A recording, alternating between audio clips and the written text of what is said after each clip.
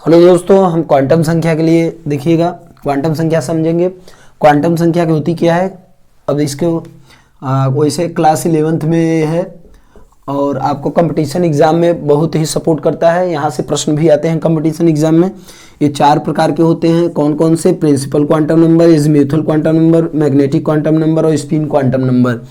ये एन से प्रदर्शित किया जाता है, एल से और एम से, और ये एस से प्रदर्शित किया जाता है। जैसे मान लीजिएगा हम यहाँ पे प्रिंसिपल क्वांटम नंबर किसी एक इलेक्ट्रॉन के लिए हम समझ रहे हैं। जैसे मान लीजिए हमारा कोई 3D 5 इलेक्ट्रॉन के लिए चारों क्वांटम संख्याओं की बात की जा रही है। अगर 5वें इलेक्ट्रॉन का मतलब है 5वां, डी में जो 5वां इलेक्ट्रॉन है उसके लिए अगर चारों क्वांटम संख्या हम ज्ञात करेंगे तो कैसे ज्ञात करेंगे, इसको हम समझते हैं। प्रश्न हमारा ये है। और क्वांटम नंबर क्या होता है? प्रिंसिपल क्वांटम नंबर ये बताता है कि इलेक्ट्रॉन कहाँ, मतलब शुरुआत में किस कोष का है, मतलब इसकी ऊर्जा स्तर क्या है। और एजीम्यूथल ये बताता है कि ये किस उपकोष का है। और मैग्नेटिक क्वांटम नंबर ये बताता है उपकोष में किस, मतलब कक्षक का है। और कक्षक के बाद ये बताता है किस डायरेक्शन में है। दोस्तों इसको आसानी से हम समझ लेंगे। आइए हम प्रश्न करते हैं। प्रश्न की सीरीज में हम ये करेंगे।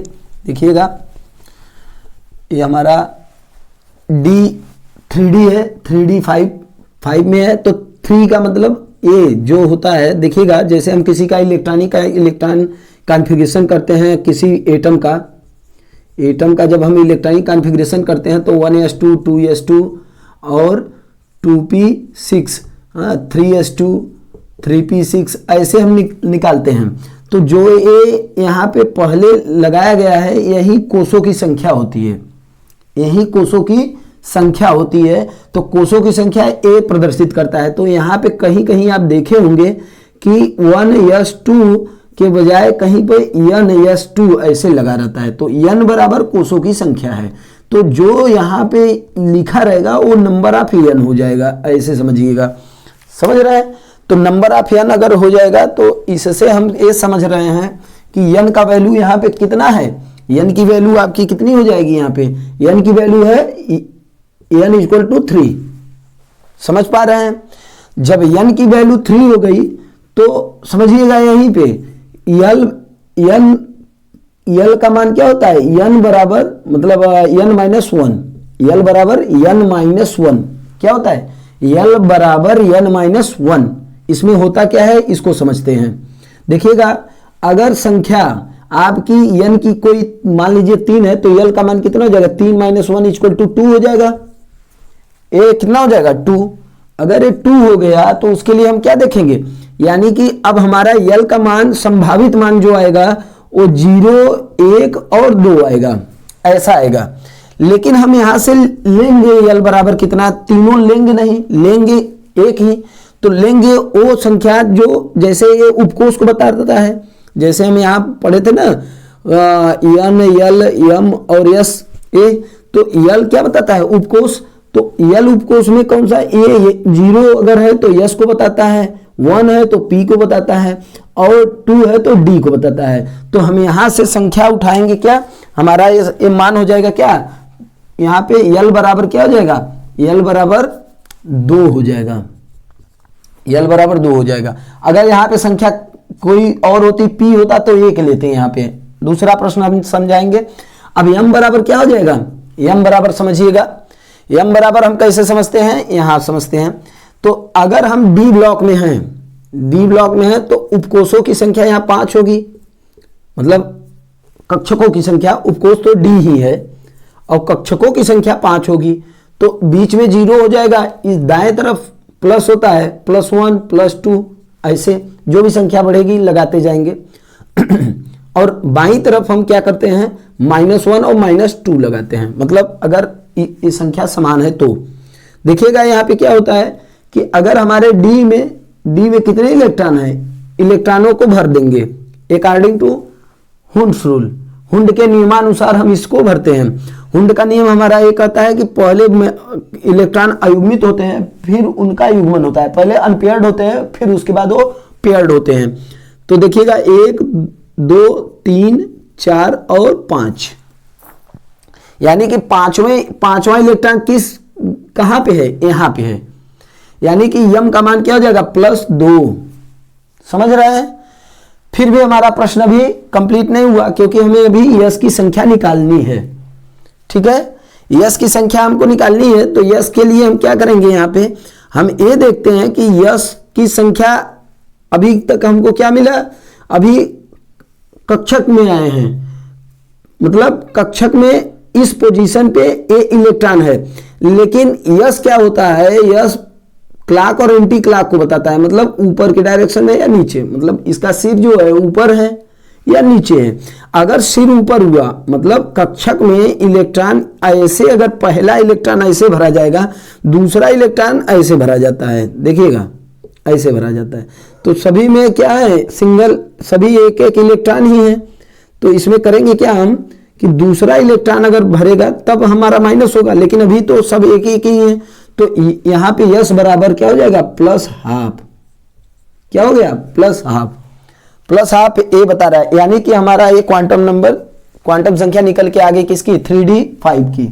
3d5 के लिए हमने ये क्वांटम संख्या ज्ञात किया। आप देखिएगा, आपके पास अगर प्रश्न होगा इसको मिलाइएगा, हम आपके एनसीईआरटी से जी देखिए, इसमें दिया गया है, इसमें दिया गया है कि अगर यही संख्या, जैसे मान लीजिएगा 4s2 के लिए हम इलेक्ट्रॉनिक कॉन्फ़िगरेशन कर रहे हैं तो क्या होगा। तो n बराबर, जैसा मैं बताया, n बराबर क्या हो जाएगा, 4 हो जाएगा, मतलब 4 संख्या 4 हो जाएगी n की। और l का मान कितना हो जाएगा, 4 के लिए क्या हो जाएगा, n-1 फार्मूले में अगर रखेंगे तो क्या हो जाएगा, 3। तो 3, 0, 1, 2 और 3, समझ पा रहे हैं।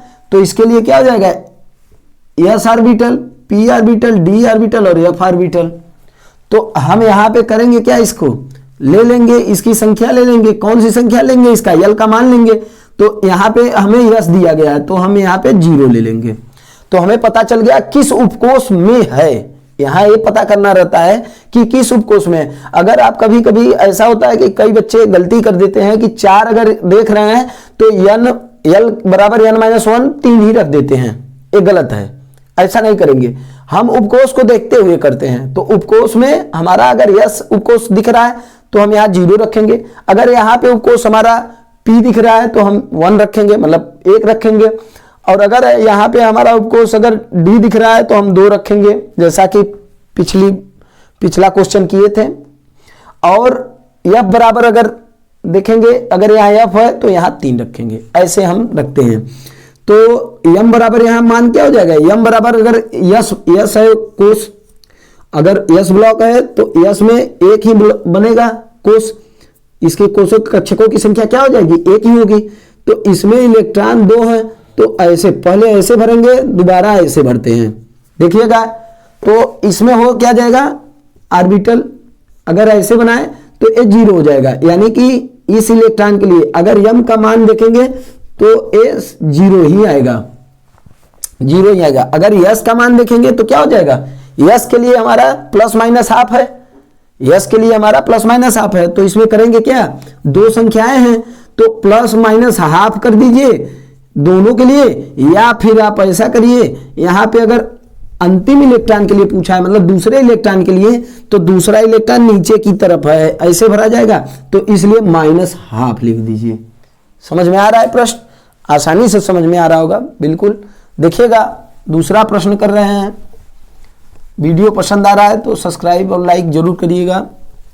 देखिए यहाँ पे हम अगला प्रश्न आपको कोई करा रहे हैं, इसमें यहाँ पर देखिएगा, अगर इसमें दिया गया है ना कि n बराबर अगर 3 है, n बराबर अगर 3 है तो बाकी n बराबर 3 होने पर कोषों की संख्या क्या होगी, मतलब इसमें मैक्सिमम इलेक्ट्रॉन कि इसमें कक्षकों की संख्या क्या होगी, कक्षकों की संख्या पूछा है, ठीक है। n बराबर 3 होने पे कक्षकों की संख्या क्या होगी, यानी कि ऑर्बिट कितने होंगे, तो हम समझ लेंगे आसानी से। इसमें कक्षकों की संख्या जो निकल के आती है, हमारी कक्षकों की संख्या वो ये कक्षक होते हैं। जैसे मान लीजिए p ऑर्बिटल में क्या हो जाएंगे, ये कक्षक 3 हो जाएंगे ऐसे। तो n बराबर अगर 3 है तो n का मान अगर 3 है तो l का मान क्या हो जाएगा, l का मान सिंपल हो जाएगा कितना, 2। और जब ये 2 हो जाएगा, n बराबर 3 है तो संख्या क्या हो जाएगी, 2 के बराबर हो जाएगी। तो इसके लिए क्या रखेंगे, यस का देखेंगे, यस इलेक्ट्रॉन देखेंगे, पी इलेक्ट्रॉन देखेंगे, समझ रहे हैं, यस पी, और इसके लिए डी देखेंगे, देख रहे हैं 0 1 2। ठीक, इसके कितने ऑर्बिट बनते हैं, मतलब इसके कितने कक्षक बनेंगे, पी के डी के, 1 2 3 4 5, 5 ए हुए, और पी के बनते हैं 3, 5 3 8 और 1 9, यस के, यस पी डी, ऐसे। तो इसे हम आसानी से समझ लिए, ये हमारा बन के आया क्या, 1 2 3 4 5 6 7 8 9, यानी कि इसका स्क्वायर होगा, 3 का स्क्वायर होता है तो 9 संख्या होगी। यानी कि अगर n बराबर 3 है, यहाँ पे n बराबर अगर 4 ले लें तो क्या हो जाएगा, इसको भी समझ लेते हैं। अगर मान लीजिएगा प्रश्न में आ गया कि n बराबर 4 है तो क्या हो जाएगा, तो 3 तक होगा, l बराबर 3 होगा, क्योंकि l से ही हमें कक्षक निकल के चला गया, उपकोष निकलेंगे, उपकोष से हम कक्षक ज्ञात कर लेते हैं। तो देखिएगा 1 2, इसके लिए 5 बना लेंगे, और इसके लिए 7 बना लेंगे। देखिएगा अब काउंट कर लेंगे टोटल, इसका स्क्वायर भी ऐसे कर दीजिए, 16 आ जाएगा। या फिर आप निकालिए 1 2 3 4 5 6 7 8 9 10 11 12 13 14 15 16, सीधा आ गया। यानी कि कक्षकों की संख्या अगर n का मान दिया रहेगा तो कक्षकों की संख्या हम आसानी से ज्ञात कर लेंगे, बिल्कुल ही आसान ढंग से ज्ञात करेंगे, आप समझ रहे होंगे। और ये एसपीडीएफ कहाँ से आया है, ये बाहु का नियम है, हुंड का नियम, इसमें हुंड का नियम आपको सपोर्ट करेगा, आप बाहु का नियम सपोर्ट करेगा, पाउली एक्सक्लूजन प्रिंसिपल, पाउली का अपवर्जन नियम, जिन पाउली ने बताया कि 2 इलेक्ट्रॉनों के लिए चारों क्वांटम संख्याओं के मान समान नहीं हो सकते। चारों क्वांटम संख्या का मतलब यह है कि अगर n का मान लीजिएगा 4 है तो l का मान यहाँ पे l का मान अगर 0, क्योंकि s ऑर्बिटल में है, मतलब 4s है तो 0 हो जाएगा, उस दशा में m बराबर भी 0 होता है। लेकिन अगर किसी कारणवश n l m समान भी हो गए, मतलब मान लीजिएगा n l समान हो गए तो यस के समान नहीं होते, क्यों, क्योंकि ये क्लॉक और एंटी क्लॉक होते हैं, इस दशा में प्लस माइनस हाफ होते हैं, क्योंकि इनकी संख्या भिन्न में आती है। तो इसलिए आप देखेंगे कि इनके समानता हो सकती है परंतु इनमें समानता नहीं होती, ऐसा आप पाउली के अपवर्जन नियम में देखेंगे। पाउली का अपवर्जन नियम यही समझाया गया है। तो क्वांटम संख्या से प्रश्न बहुत बनता है, कंपटीशन में भी बनता है, वैसे भी बनता है, जनरल पूछा भी जाता है, हर तरह के कंपटीशन में आता है। आप नीट में भी इसका प्रश्न पाएंगे और जेई में भी पाएंगे।